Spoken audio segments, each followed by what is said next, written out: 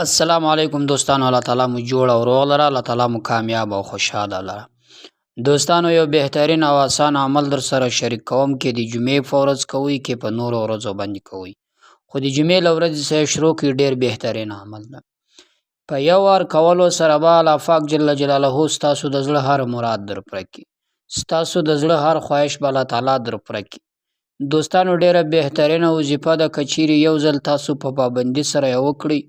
صرف او صرف 21 سجدې دي، بس بل دی عمل نشته پکې کې. 21 سجدې تقریبا 15-16 منټه کې کېږي، بالا وخت غواړي هم نه.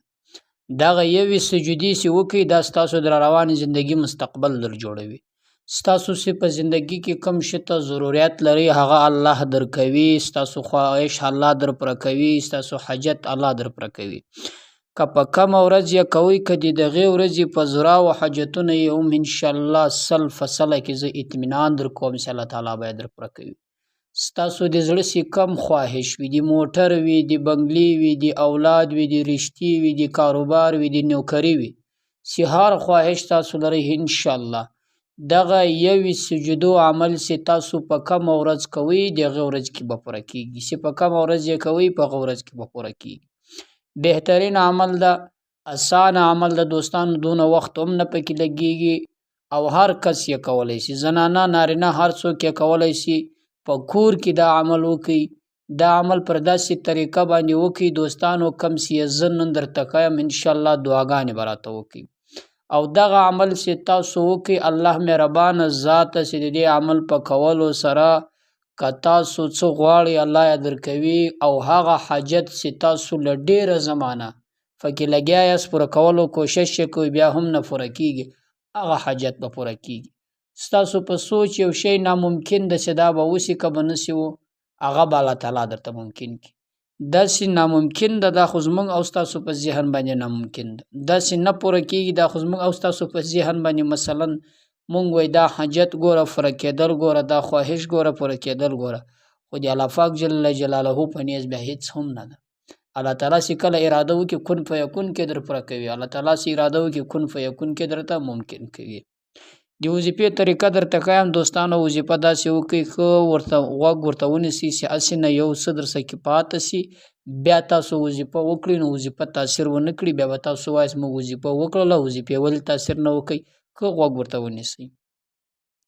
اولین به تاسو اودس وکړئ، خو تر دې مخکې یوه خبره یاد وساتئ، دا وظیفه په 3 وختو کې تاسو کولی شئ.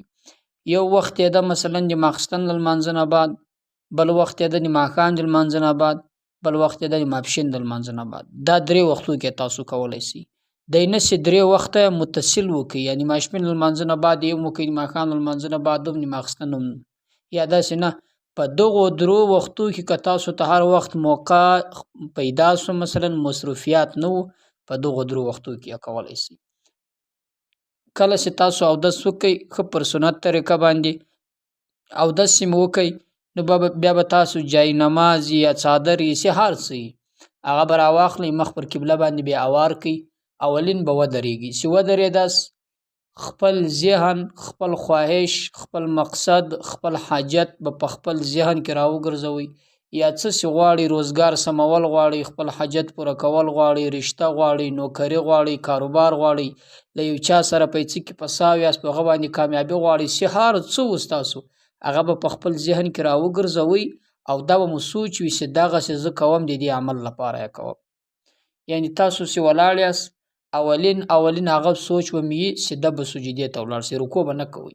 سجدې ته چې کله ولاړاست، پر سجده صفرې وتاست، 3 واره به سبحان ربی الاعلی ووایاست. 3 واره، تر 3 واره یې مه زیات وایاست، مه یې کم وایاست. ګوري یاد ساتئ، دا ډیر خلک سبحان ربی الاعلی، سبحان ربی الاعلی دا رنګه نه ده، سبحان ربی الاعلی همزه ده. بعضې ډیر خلک داسې اوس هم ورته معلومات نشته او ځان هم نه خبروي، له یو عالم له یو چا څخه چې هغه مثلا په دې کې معلومات لري، له هغه څخه پوښتنه هم نه کوي.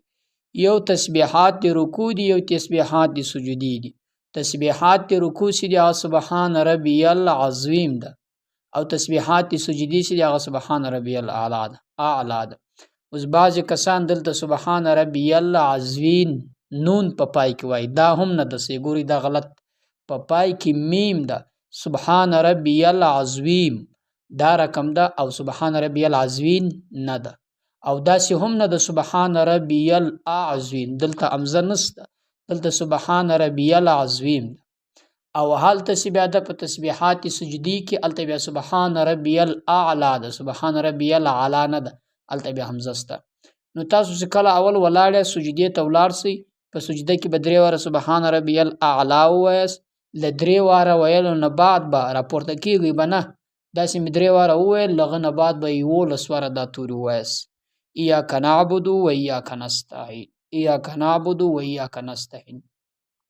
کله چې مې دا 11 واره پوره کړو نو له سجدې به راپورته سئ، له سجدې به راپورته سئ، دا یوه سجده وسوله. بیا به دوباره ولاړېږئ، نس له سره بیرته بیا تاسو بله سجده کوئ، ولاړ یاست بیرته کښېنئ، پر هغه ځای به ناست یاست، دوهمې سجدې ته به ولاړ سئ. په دوهمه سجده کې به بیا دغسې عمل وکړئ لکه په اوله سجده کې چې دې وکړئ. مثلا 3 واره سبحان ربی الاعلی او 11 واره ایاک نعبد و ایاک نستعین. دومه سجده چې وکړه بیا به راپورته سئ، درېیمې ته به ولاړ سئ، بیا به راپورته سئ، څلورمې ته به ولاړ سئ. دا رقم ټولې سجدې به 21 واره وکړي او په 21 واره کې به دا عمل وکړي. کله چې دا وکړئ، له لمانځه نه چې بیا بعد چې فارغه شوې، له هغه نه بعد به د خپل حاجت لمونځ نه، له دې سجدو، له دې 21 سجدو څخه چې فارغه شوې، له هغه نه بعد به د خپل حاجت، د خپل خواهش لپاره دعا وکړې. کله چې د دعا وکړله، دا یاد ساته له دغه نه بعد مثلا دا وظیفه چې دې وکړله، په دغه ورځ د حاجت نسو پوره، بله ورځ یې بیا وکړه، په دغه ورځ نسو پوره، بله ورځ یې بیا وکړه، په دغه ورځ نسو پوره، بله ورځ یې بیا وکړه. تقریبا 7 ورځې، اخري ورځ یې 11 ورځې ده. انشاءالله په دې 7 ورځې کې یا په دې 11 ورځې کې به ستاسو دا حاجت پوره سي. اولین 7 ورځې متصل وکړه، که 7 ورځې نسو پوره، 11 ورځې ته یې ورسوه، انشاءالله تر 11مې ورځې به ستاسو دا حاجت پوره سي. خو دا یاد وساتئ چې اوله ورځ مې وظیفه وکړله، په هغه ورځ چې وظیفه کوئ تر دې مخکې یو سلی له خپل ځوم څخه داسې معلوم کړئ، یا بل جیب ته واچوئ یا په المارۍ یو څه کې درسره کېږدئ. هغه 100 روپۍ سهار یا مثلا داسې چې دا وظیفه دې وکړه، که په هغه وخت موقع وله په هغه وخت، که نه په دې بله ورځ باندې هغه سلی چې تا مختص کړی ده، ایښی دی ځان ته، هغه د صدقې په نیت و هغه چاته ورکړه چې هغه د صدقې مستحق وي، د خیرات مستحق وي، غریب وي، مسکین وي. اولین دغه صدقه هم ورسره وکړه. یو ورځ صدقه غواړي، بیا دا ټول ورځ صدقه نه ده ضروري، خالي یو ورځ صدقه هم ورسره وکړه. انشاءالله د صدقې په برکت سره به دې هغه حاجات او مشکلات پوره سي.